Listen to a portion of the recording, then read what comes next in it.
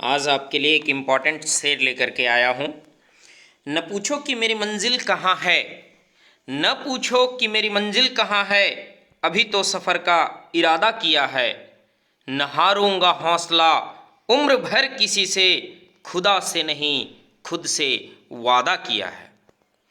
तो दोस्तों, आप भी खुद से वादा कर लीजिए कि मुझे एनी हाउ गवर्नमेंट जॉब लेनी है। दोस्तों नमस्कार, welcome back to Dreamland competitive classes. दोस्तों, आज जो वीडियो लेक्चर आ रहा है वो वर्ब से ही रिलेटेड है और ये verb related third video lecture है। और जो आज मैं बता इसके पहले मैं आपको बता चुका हूं एक्सिलरी वर्ब के बारे में। अभी यूजेस में नहीं बता रहा हूं, सब फैक्ट्स में बताया हूं वर्ब के बारे में, क्या क्या फैक्ट्स हैं उनके। आज मैं आपको बताने जो जा रहा हूं वो एक्सिलरी वर्ब और मेन वर्ब दोनों का कॉम्बिनेशन पार्ट में आपको आज बता रहा हूं कि जब हम लोग दोनों को कंबाइन करते हैं तो किस तरह के फॉर्म मेन वर्ब का आते हैं और किस एक्सिलरी वर्ब के साथ मेन वर्ब के कौन से फॉर्म आते हैं। ठीक है, तो आज का वीडियो लेक्चर बहुत ही इंपॉर्टेंट है और ये पर्टिकुलर इसलिए भी इंपॉर्टेंट है कि आप देखेंगे कि 2018 के स्टाफ सिलेक्शन कमीशन के एग्जाम में जो क्वेश्चन पूछे गए हैं ग्रामर से रिलेटेड, उस ग्रामर से रिलेटेड जो भी क्वेश्चंस हैं उनमें मैं देख रहा हूं कि अप्रोक्सीमेटली 40% क्वेश्चंस जो हैं वो इसी से 40% क्वेश्चंस जो हैं इसी से है। किसी किसी सीएचएसएल एग्जाम में तो 2 क्वेश्चन ईरर का पूछा है, सेंटेंस इंप्रूवमेंट का, दोनों के दोनों क्वेश्चन इसी से रिलेटेड है ना। तो अभी जो इस वीडियो लेक्चर में मैं आपको सारा चीज बता रहा हूं, ये बहुत ज्यादा चीज इसमें नहीं पढ़ना है, बहुत नॉर्मल पढ़ाई करनी है। बस इसमें देखना क्या है कि इससे रिलेटेड सॉल्यूशन बहुत बढ़िया हम करवाएंगे। और टोटल 2018 के एग्जाम का जो क्वेश्चंस है जो एसएससी एग्जाम में पूछा गया है वो सारे क्वेश्चंस का मैं सॉल्यूशन भी करवाऊंगा और उसमें मुझे कहीं से भी पेन और पेपर लगाने की आवश्यकता नहीं है। दूसरा, कहीं से भी हमको बहुत ज्यादा रूल जानने की आवश्यकता नहीं है। उस क्वेश्चन में यहां तक मैं आपको बताऊंगा कि मुझे वर्ड का मीनिंग याद नहीं है, मुझे पता ही नहीं है कि ये सेंटेंस किस तरह का है, इस सेंटेंस का अर्थ क्या होता है, मुझे उससे कोई फर्क नहीं पड़ता है। बस मैं आपको ऑप्शन से बताऊंगा कि ऑप्शन से इस क्वेश्चन को कैसे हल करेंगे।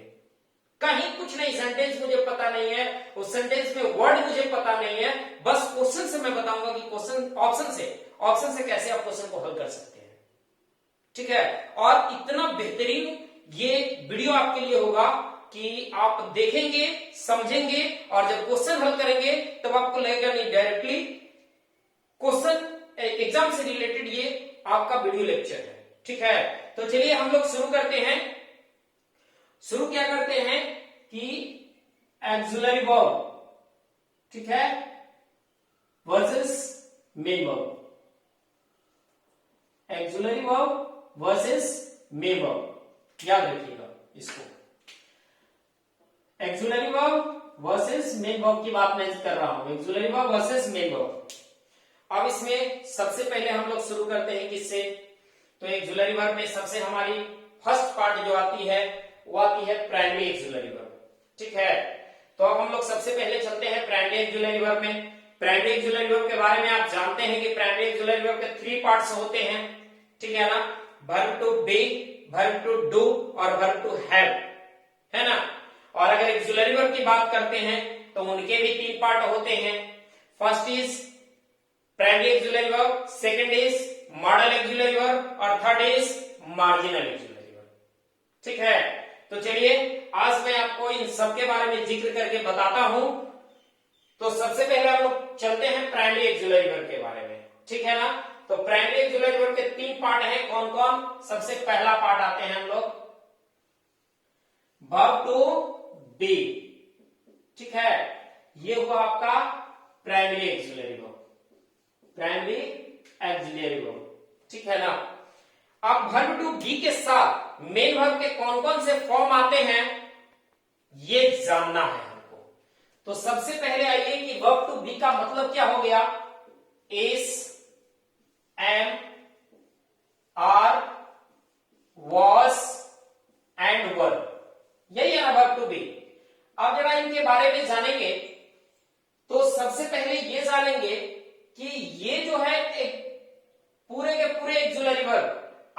मेन वर्ब का भी काम करता है, ठीक है ना, ये अकेला मेन वर्ब का भी काम करता है।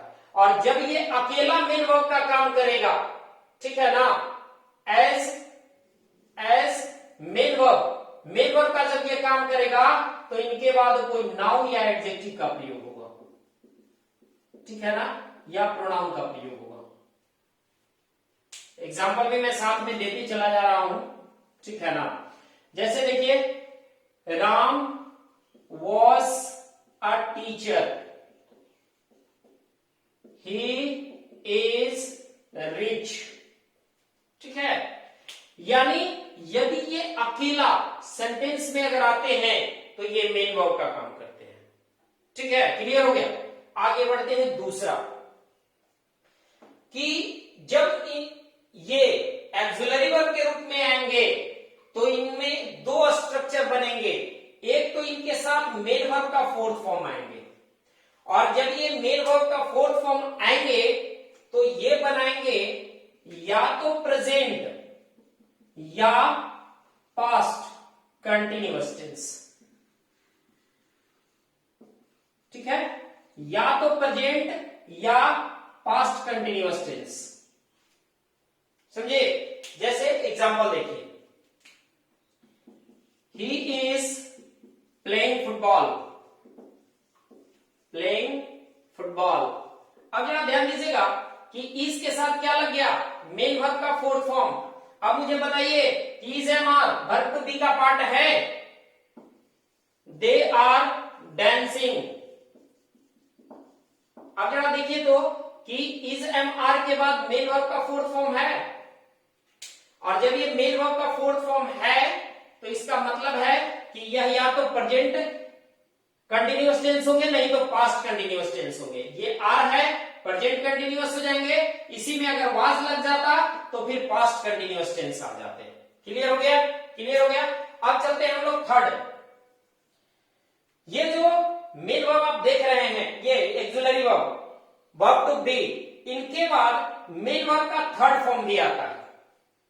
जब इनके बाद मेन वर्ब का थर्ड फॉर्म आएगा तो याद रखिएगा कि ये हमेशा पैसिव स्ट्रक्चर बनाएगा।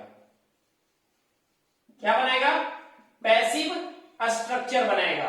कभी भी ये एक्टिव में मेन वर्ब के साथ, ये एक्सिलरी वर्ब के साथ मेन वर्ब का थर्ड फॉर्म कभी एक्टिव में आता ही नहीं है। ये वर्ब टू बी के साथ जब भी आएंगे मेन वर्ब का थर्ड फॉर्म, तो निश्चित रूप से वो पैसिव स्ट्रक्चर लेकर के आएंगे, ठीक है। जैसे एग्जांपल देखिए, अगर मैं लिखूं कि he was bitten, Rahim is invited. अब जब दोनों सेंटेंस में हम देख रहे हैं कि यहां वाज वर्ब के साथ वर्ब का थर्ड फॉर्म आ रहा है, इज के साथ वर्ब का थर्ड फॉर्म आ रहा है, ठीक है।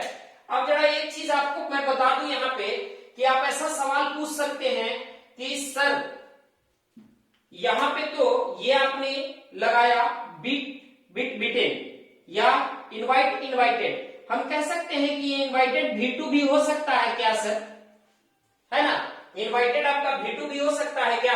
जरा ध्यान दीजिएगा कि जैसे ही मैं यहां पे मेन वर्ब का सेकंड फॉर्म का इस्तेमाल करता हूं तो याद रखिएगा कतई संभव नहीं है, क्योंकि मेन वर्ब का सेकंड फॉर्म कभी भी एक्सिलरी वर्ब के साथ नहीं आता है। मेन वर्ब का सेकंड फॉर्म कभी भी किसी एक्सिलरी वर्ब के साथ नहीं आता है। मेन वर्ब का सेकंड फॉर्म अकेला सब्जेक्ट के ठीक बाद आता है, इनको कोई एक्सिलरी वर्ब की आवश्यकता नहीं होती है। क्लियर हो गया, ये वर्ब तो भी आप समझ गए। अब आइए दूसरा हम लोग चलते हैं सेकंड में। सेकंड की जब बात करते हैं तो सबसे पहले हम लोग ध्यान देंगे कि यदि सब्जेक्ट के बाद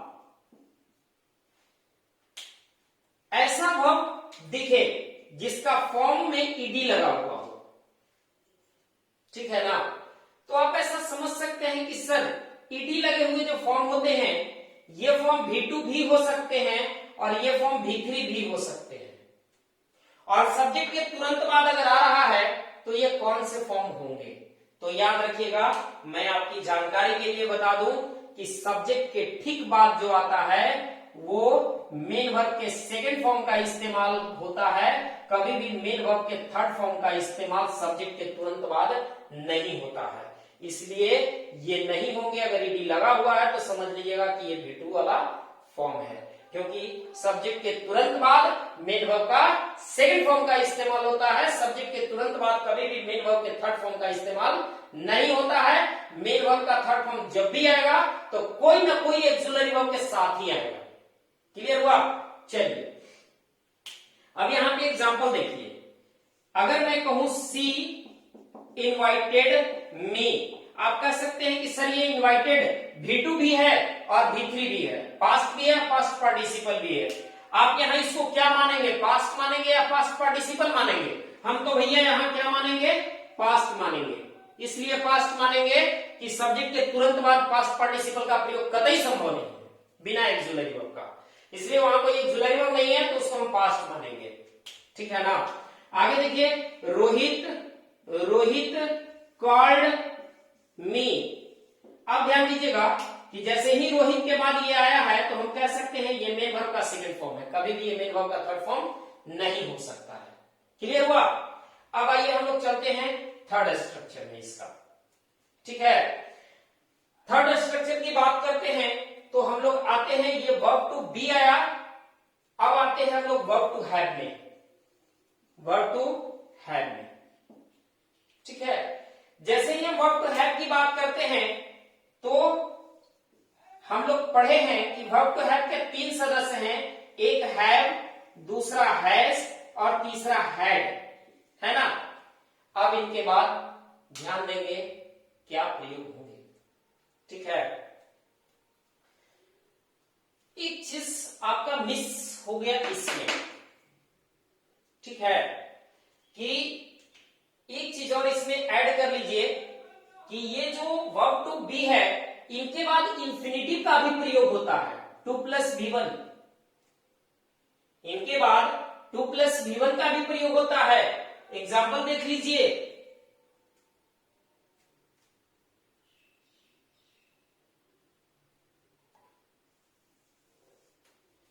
यहां पे लिखता हूं आई एम टू प्ले, मैं खेलने ही वाला हूं या खेलने को हूं।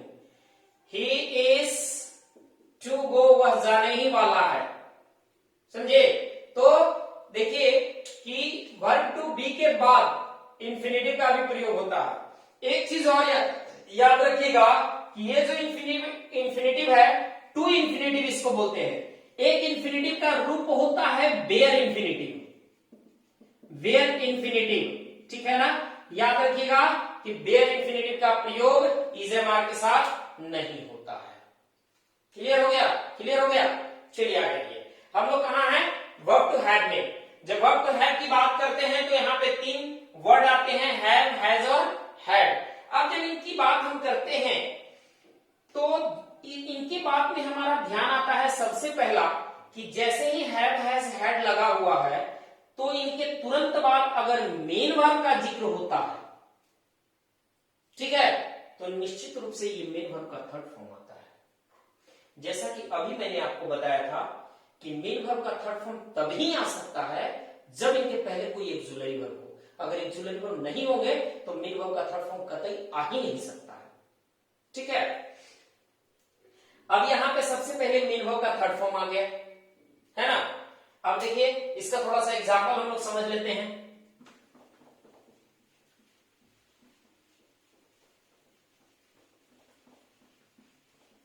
चलिए देखिए, मेन वर्ब के थर्ड फॉर्म की अगर बात करते हैं हैज, हैव और हैड, यानी वर्ब टू हैव के साथ, तो हमारे जहन में आता है she has played well. She has played well. Sunil had gone there, है ना? तो इस तरह के सेंटेंस आएंगे जब यहां पे देखिए, जब इस वर्ब टू हैव के बाद मेन वर्ब अगर आता है तो याद रखिएगा ये मेन वर्ब हमेशा थर्ड फॉर्म में होंगे। याद रखिएगा यहां पे मेन वर्ब का सेकंड फॉर्म कतई नहीं हो सकते, इसलिए कि मेन वर्ब का सेकंड फॉर्म जब भी आते हैं तो अकेला आते हैं बिना किसी एक्सुलरी वर्ब का। चलिए आगे बढ़ते हैं। अब यहां हैव, हैज, हैड है। अगर इनके बाद बिन का प्रयोग आ जाता है। ठीक है, तो इनके दो स्ट्रक्चर बनते हैं, ध्यान रखिएगा।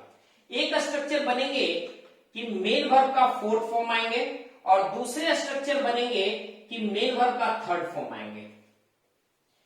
जब ये मेन वर्ब का फोर्थ फॉर्म लेकर के आते हैं तो ये एक्टिव में कहलाते हैं, ठीक है ना। और जब ये मेन वर्ब का थर्ड फॉर्म लेकर के आते हैं तो ये पैसिव में आते हैं, समझे। अब आइए कि ये मेन वर्ब का फोर्थ फॉर्म आएंगे तो याद रखिएगा कि इनके साथ ये जो आएंगे इनमें मैं बता दूं कि प्रेजेंट या पास्ट कंटिन्यूअस टेंस, ठीक है ना, ये प्रेजेंट या पास्ट कंटिन्यूअस टेंस में आएंगे। क्लियर हुआ कि नहीं हुआ? हो गया। तो प्रेजेंट या पास्ट कंटिन्यूअस टेंस में आएंगे। अब जरा देख लेते हैं।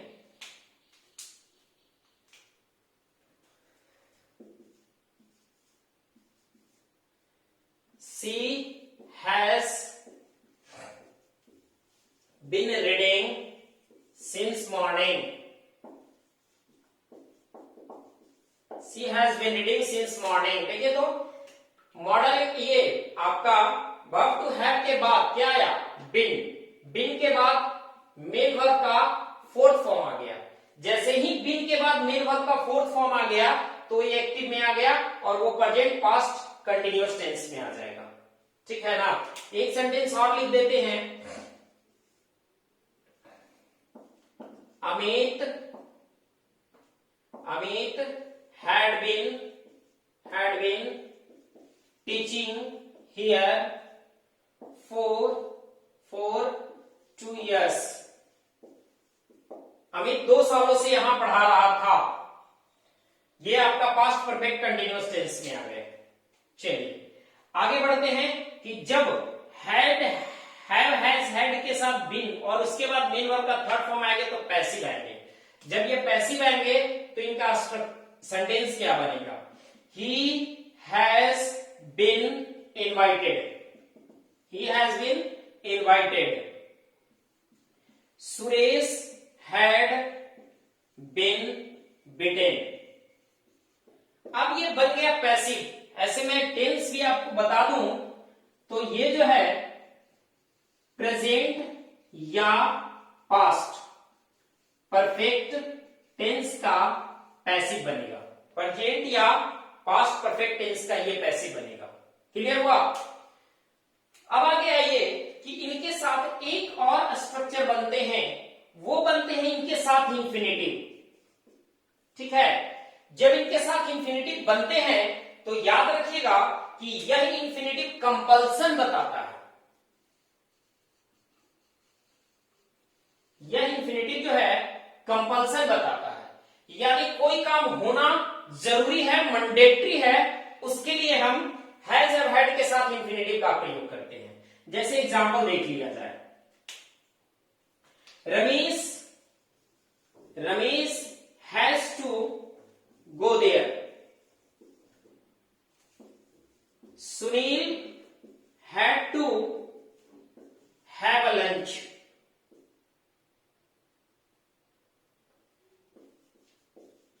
ठीक है।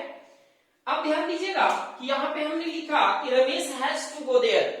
रमेश को वहां जाना है या रमेश को वहां जाना पड़ता है, ठीक है। दोनों सिचुएशन में आपको लग रहा है कि दिस इज मैंडेटरी एक्शन, ठीक है ना, ये बहुत जरूरी रिक्वायर्ड एक्शन है, उसके लिए हम यूज किए हैं। Sunil has to have lunch, यानी सुनील को उस समय लंच करना था, लंच करना था, सुनील को लंच करना था, है ना। देखिए यहाँ पे हैव का प्रयोग हुआ है, मेन वर्ब के रूप में हुआ है भाई साहब, इसको गड़बड़ नहीं समझिएगा। मेन वर्ब का फर्स्ट फॉर्म के रूप में यूज हुआ है और हैव का मतलब होता है लेना, ठीक है ना। हैव का मतलब होता है खाना, हैव का मतलब होता है रखना। हैव के बहुत सारे यूज हैं, हैव है, गेट है, मेक है, सब बहुत इंपॉर्टेंट वर्ब है, ठीक है ना। इन वर्ब को स्पेशल वीडियो लेक्चर में पढ़ना पड़ेगा आपको, ठीक है। तो चलिए ये समझ में आ गया, समझ में आ गया ये चीज। आगे हम लोग बढ़ते हैं। इसका चाहे तो आप स्क्रीनशॉट ले लीजिए।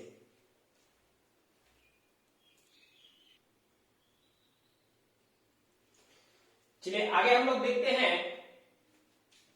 अब यहां तक तो हम लोग देख लिए, अब हम लोग चलते हैं, ये शायद थर्ड था ना, फोर्थ वन देखिए। फोर्थ वन में हम लोग पढ़ेंगे वर्ब टू डू के बारे में, ठीक है ना।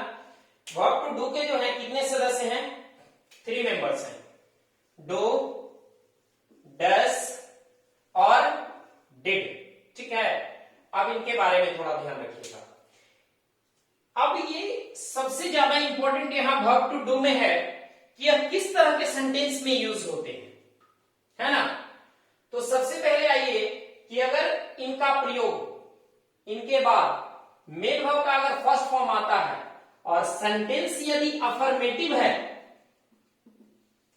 ठीक है, तो स्ट्रक्चर थोड़ा बदल जाएगा। स्ट्रक्चर में क्या हो जाएगा कि किसी एक्शन को एम्फेसाइज करने के लिए, ध्यान रखिएगा, किसी भी एक्शन को एम्फेसाइज करने के लिए हम वर्ब टू डू के साथ मेन वर्ब का प्रयोग करते हैं। तब इनका स्ट्रक्चर क्या होता है, जरा देख लीजिए। इनका स्ट्रक्चर होता है subject plus verb to do plus main verb first form, है ना। अब 2 सेंटेंस में लिख रहा हूं, इन सेंटेंस को बड़ा गौर से आप लोग देखिएगा। सबसे पहले आइए कि आई रीड, मैं पढ़ता हूं। दूसरा सेंटेंस है आई डू रीड। ये दोनों सेंटेंस में अंतर है, और याद रखिएगा कि ऐसा स्ट्रक्चर जब बनेगा तो पूरे सेंटेंस का मात्र एक सेंटेंस में बनेगा, और वह है आपके अफर्मेटिव सेंटेंस। इनका स्ट्रक्चर जब भी बनेंगे तो अफर्मेटिव सेंटेंस में बनेंगे। इनका कभी भी निगेटिव सेंटेंस, निगेटिव, इंट्रोगेटिव में इनका प्रयोग संभव नहीं है। जब भी बनेंगे तो अफर्मेटिव सेंटेंस में बनेंगे, कभी निगेटिव और इंट्रोगेटिव में ये नहीं जाएंगे, ठीक है। अब देखिए दोनों का हिंदी क्या होता है। आई रीड, इसका हिंदी हुआ मैं पढ़ता हूं, मैं पढ़ता हूं। और दूसरा सेंटेंस है आई डू रीड, इसका मतलब हो गया कि मैं पढ़ता ही तो हूं, मैं पढ़ता ही तो हूं। अब देखिए पढ़ने जो एक्शन है, उस एक्शन को एम्फेसाइज करने के लिए हमने डू का प्रयोग कर दिया। अब जरा एक और सेंटेंस देखते हैं। पापा, why have you chided me, why have you chided me, I did read. पापा आप व्हाई, एक minute, why did you chide me. पापा why did you chide me, पापा आपने मुझे क्यों डांटा। आई डिड रीड, मैं पढ़ता ही तो था। पापा आपने मुझे क्यों डांटा, मैं पढ़ता ही तो था। पापा why did you chide me, I did read, मैं पढ़ता ही तो था। मैं पढ़ता था नहीं, मैं पढ़ता ही तो था, मैं पढ़ता ही तो था। क्लियर हुआ, क्लियर हुआ। तो जब कभी डू डस डिड के साथ मेन वर्ब के फर्स्ट फॉर्म आएंगे तो वो एम्फेसाइज करने के लिए आएंगे, वो एम्फैटिक सेंटेंस बनाएंगे, ठीक है ना। यानी ये जो सेंटेंस बनेंगे ना, ये एम्फैटिक सेंटेंस बनेंगे, ठीक है। आगे बढ़ते हैं। अगला इसका दूसरा स्ट्रक्चर जो है कि जब कभी वर्ब टू डू का अगर प्रयोग होता है तो याद रखिएगा कि इनके साथ ये negative sentence,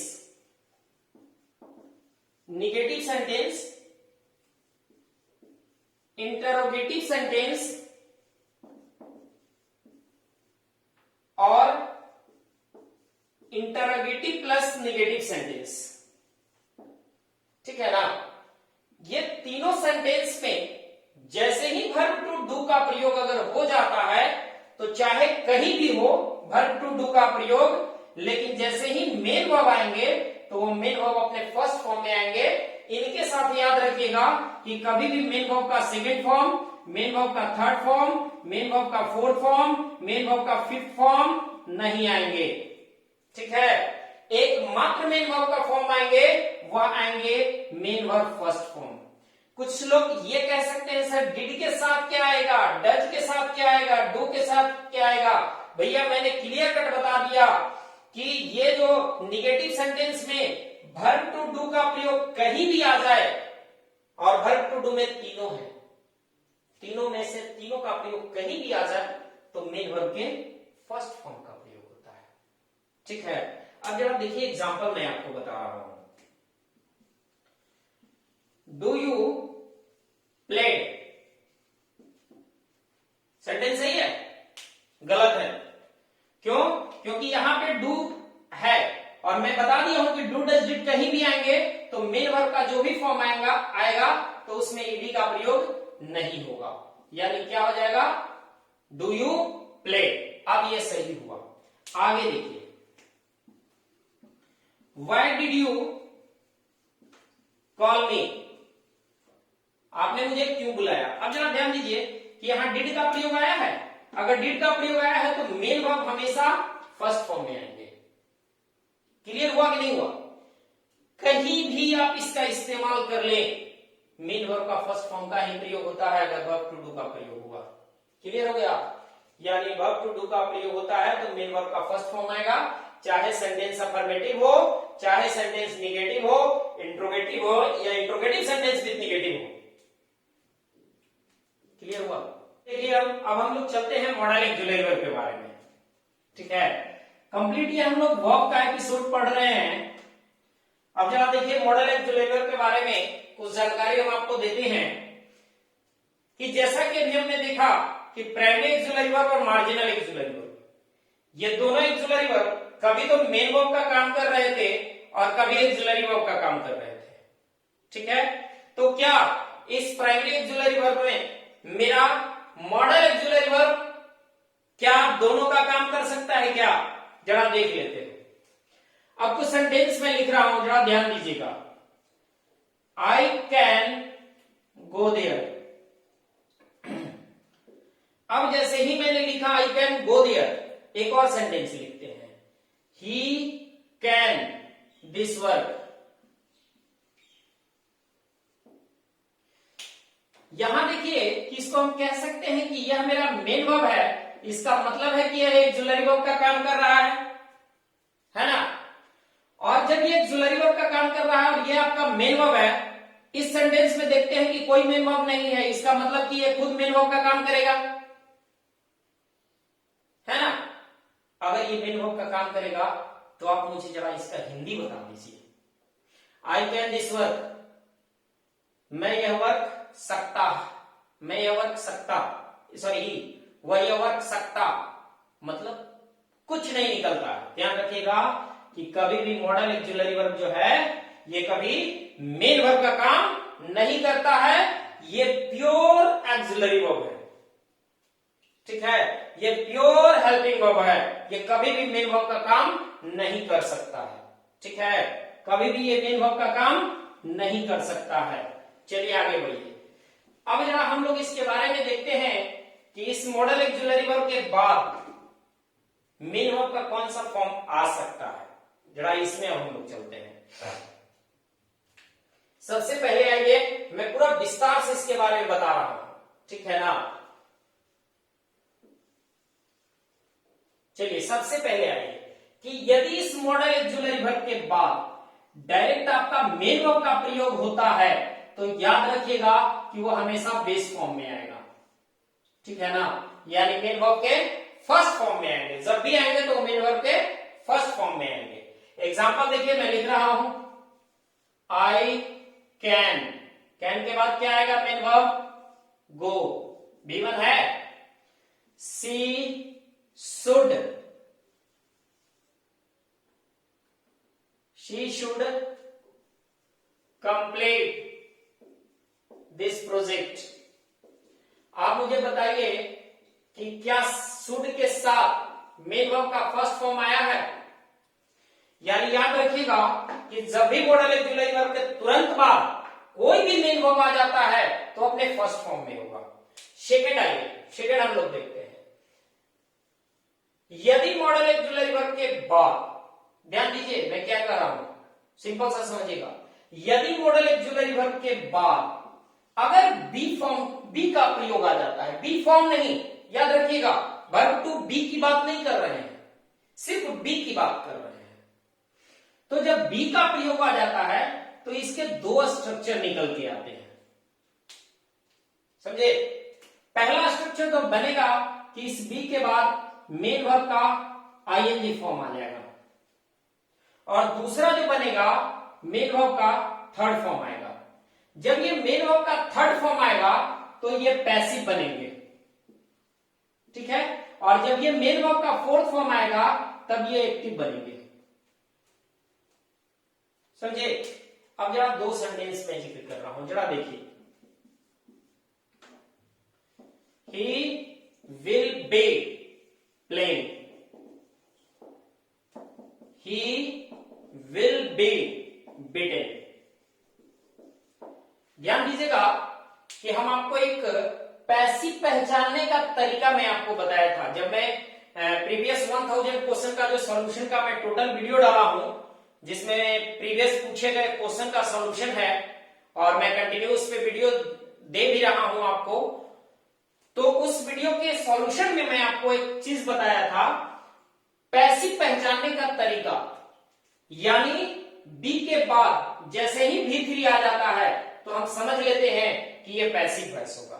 is am are was verb के तुरंत बाद अगर V3 आता है तो पैसिव वॉइस होगा। बीन के तुरंत बाद अगर V3 आता है तो पैसिव होगा। बीन के तुरंत बाद अगर V3 आता है तो वो पैसिव होगा, ठीक है ना। तो यहां पे ये पैसिव का काम कर रहा है और ये एक्टिव का काम कर रहा है। क्लियर हो गया, क्लियर हो गया। चलिए आगे बढ़ते हैं और इसके तीसरे रूप में चलते हैं। यदि मॉडल एक्जुलरी वर्ब के बाद हैव का अगर प्रयोग आ जाता है, ठीक है, हैव का अगर प्रयोग आता है तब इसके बाद क्या बनेंगे, ठीक है। अब जरा देखिए कि इसके बाद मेन वर्ब का थर्ड फॉर्म आएंगे। जब इनके बाद मेन वर्ब का थर्ड फॉर्म आएंगे तो ये एक्टिव में जाएंगे। चलिए इसको ऐसे बताते हैं।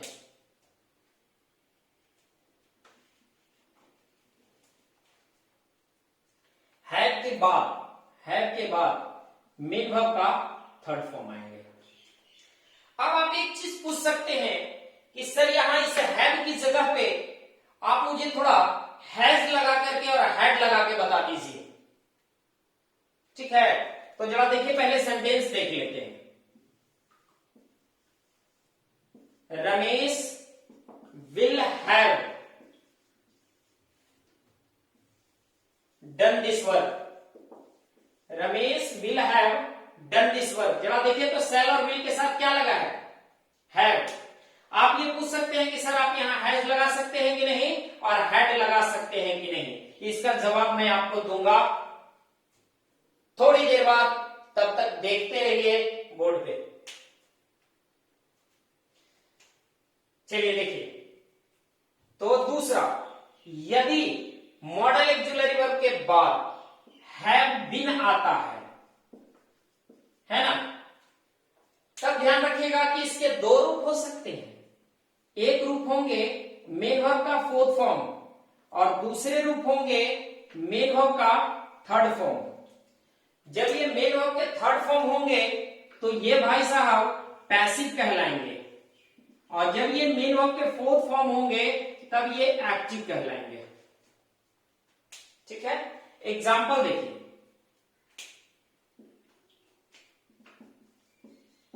He will have been playing. Second example. He will have been invited. ठीक है। जब यहां हैव प्लस V3 की बात आती है तब इसका देख लीजिए, इसका एग्जाम्पल छूट गया है। He should have visited there. देखिए तो यहां पर भी शुड मॉडल एक्जुलरी वर्ब के बाद क्या आ गया है, हैव, और उसके बाद V3। Model auxiliary verb had plus V3, यहां आइए मॉडल एक्जुलरी के बाद हैव बीन और उसके बाद एक में बिफोर और एक में V3।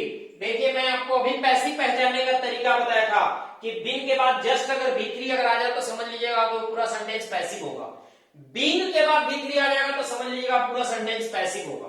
क्लियर हो गया? क्लियर हो गया? अब जरा देखिए कि आप कहिए कि सर यहाँ पे हैज और हैड आ सकता है क्या? नहीं आ सकता है। क्यों नहीं आ सकता है ये भी जानने की कोशिश कीजिए। देखिए क्यों नहीं आ सकता है, जरा हम देख लेते हैं कि इनका पहला स्ट्रक्चर क्या है। मॉडल एक्जुलरी वर्ब के बाद मेन वर्ब का कौन सा फॉर्म आता है? First form.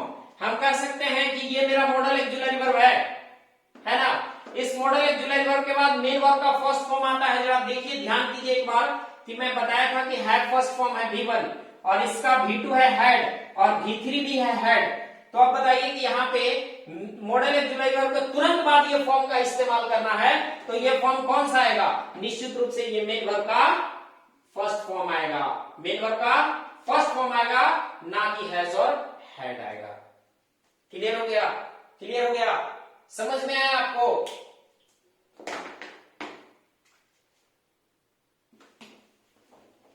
चलिए तो ये सब समझ गए, सारे फॉर्म आप समझ गए, इसके टोटल रूप समझ गए कि इनके बाद क्या क्या आएंगे, कैसे मेन वर्ब आएंगे। ठीक है, तो ये बहुत ही छोटा वीडियो लेक्चर है बट बहुत इंपॉर्टेंट है। अब मैं आपको बताता हूं इस वीडियो लेक्चर के बाद आप पूरी अच्छी तरह से इसको एक बार फिर समझ लीजिएगा घर पे। ठीक है ना, आप बैठ करके इसको एक बार खुद से एनालाइज कर लीजिएगा और एनालाइज करने के बाद मैं अगला वीडियो लेक्चर लेकर के आ रहा हूं जो 2018 में पूछे गए एग्जामिनेशन का प्रीवियस क्वेश्चन है, जिसको मैं कुछ नहीं सिर्फ ऑप्शन के सहारे में बनाऊंगा। मुझे वर्ड का मीनिंग नहीं आता है, मुझे बाकी कुछ नहीं आता है, सिर्फ ऑप्शन के सहारे मैं उसको सोल्व करूंगा और आप सोल्व करेंगे, मैं नहीं, आप सोल्व करेंगे उसको। ठीक है, तो दोस्तों वीडियो आपको कैसा लगा? अगर अच्छा लगा, आपको लग रहा है कि नहीं हमारे लिए बेनिफिशियल है, बिल्कुल सर जीरो लेवल से आप बता रहे हैं, बहुत अच्छा लग रहा है, तो प्लीज लाइक इट।